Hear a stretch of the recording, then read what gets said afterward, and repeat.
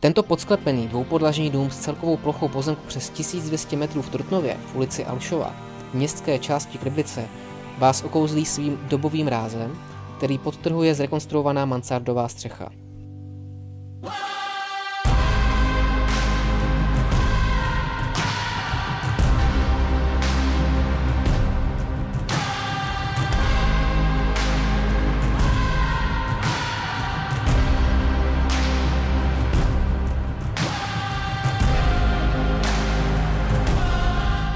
Na Kriblici jste daleko od městského ruchu a zároveň blízko všemu potřebnému.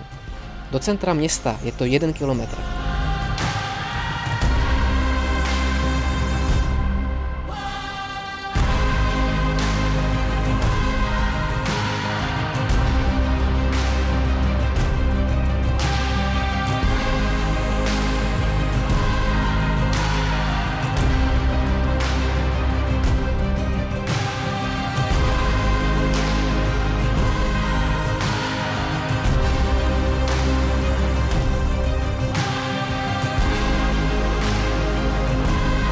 Za rohem máte supermarket, sportoviště a hned u toho cyklostezku podél řeky Úpy. Více se dozvíte na michalpetyra.cz/Alšova.